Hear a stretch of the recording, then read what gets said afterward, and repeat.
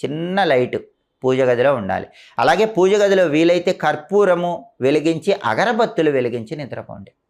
పూజ గదిలో అగరబత్తులు వెలిగించి నిద్రపోవటం ద్వారా కూడా ఆడవాళ్ళకి లక్ష్మీ కటాక్షం కలుగుతుంది. నిద్రపోయే ముందు ఆడవాళ్ళు రోజు ఓం శ్రీం నమః, ఓం శ్రీం నమః, ఓం శ్రీం నమః ఈ మంత్రాన్ని 3 సార్లు చదువుకొని నిద్రపోండి. శ్రీ మహాలక్ష్మీదేవి సంపూర్ణమైన అనుగ్రహం కలుగుతుంది. అలాగే అతి ముఖ్యమైనటువంటి ఆఖరి పరిహారం ఏంటంటే, ప్రతి సోమవారము కూడా రాత్రిపూట ఆడవాళ్ళు నిద్రపోయే ముందు ఒక గాజు పాత్రలో రాళ్ల ఉప్పు పోసి అందులో కొద్దిగా పసుపు కుంకుమ వేసి ఇంట్లో ఎవరికీ కనపడని చోట ఆ గాజు పాత్రను ఉంచండి. ఒక 3 రోజుల తర్వాత ఆ గాజు పాత్రలో ఉన్నటువంటి పసుపు కుంకుమలు కలిపిన రాళ్ల ఉప్పు ఎవరు తొక్కని చోట చెట్టు మొదట్లో పోయండి. ఈ రహస్య తాంత్రిక పరిహారం చేయటం ద్వారా కూడా ఇంట్లోకి